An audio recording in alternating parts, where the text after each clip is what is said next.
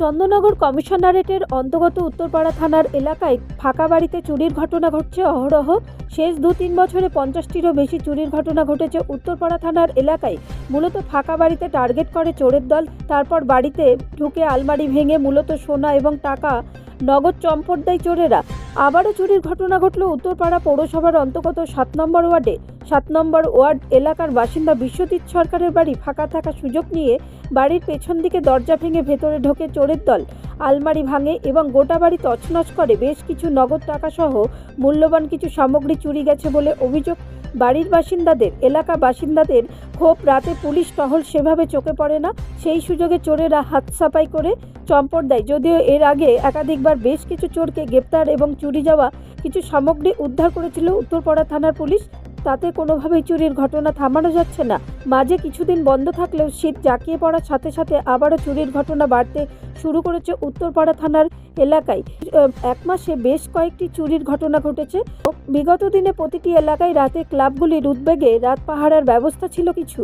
বাসিন্দার অভিমত, আবারও ক্লাবগুলির সম্বন্ধই সমিতি বানিয়ে এলাকায় এলাকায় রাত পাহারার ব্যবস্থা চালু করুক। অন্যদিকে পুলিশের পক্ষ থেকে জানানো হচ্ছে যে এলাকায় বাসিন্দাদের বারংবার সতর্ক করা হচ্ছে পাকা বাড়ি রেখে তারা যেন বেশি সময় বাইরে না থাকেন, অথবা বাড়ি ফাঁকা রেখে কোথাও কিছুদিনের জন্য যেতে হলে তারা যেন থানায় বিষয়টি জানিয়ে যায়।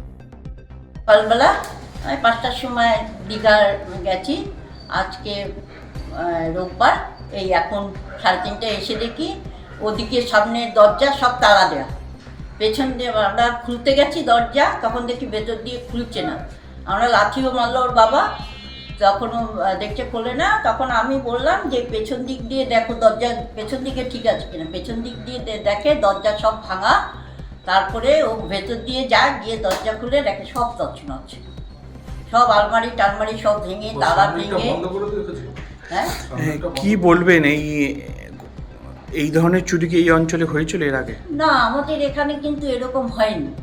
আর এটা তো আমি অনেক ঘুরতে গেছি, কিন্তু আমার ঘর খালিও ছিল। কি কি চুরি গেছে এখনো পর্যন্ত জান দেখছেন? আমার গেছে, এখনো তো পুরো দেখিনি, গ্যাসের বইটাও দেখছি না, প্রায় 30-40 হাজার টাকার মতন গেছে। আর এখনো তো বইগুলো সোনার গয়না বা কিছু? না, গয়না যায়নি। ওই টাকা আর ওই সব তছনছ করে গেছে। এখন ব্যাংকের বই পাইনি, মোবাইল একটা নিয়েছি।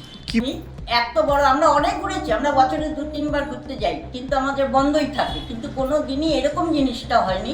কতটা আতঙ্কিত বোধ করছেন? হ্যাঁ, আতঙ্কিত কতটা বোধ করছেন আপনি? আতঙ্কিত তো বোধ করবই, যে এটা কিভাবে কি করলো। এত মজবুত, আমার মাঝখানে দরজা এত মজবুত, তাহলে ভালোই লোক। পুলিশ প্রশাসনের উদ্দেশ্যে কি বলবেন? তাদের কাছে কি আর্জি থাকবে আপনার? তাদের কাছে কি আর্জি দেবো? তাদের তো আমরা কোনো কিছু জানিয়ে বাড়ি থেকে যাইনি। হ্যাঁ, যে তারা এখন তাদের ধরে দিতে বলবো, সেটুকুই আমার কাছে আর্জি। আপনার নাম? বুলবুল সরকার। এটা বাড়ির ঠিকানা? বাড়ির ঠিকানা 64 সুকান্ত সরণ। কত নম্বর ওয়ার্ড? 7 নম্বর। ব্যুরো রিপোর্ট, রাষ্ট্রীয় প্রসার বাংলা।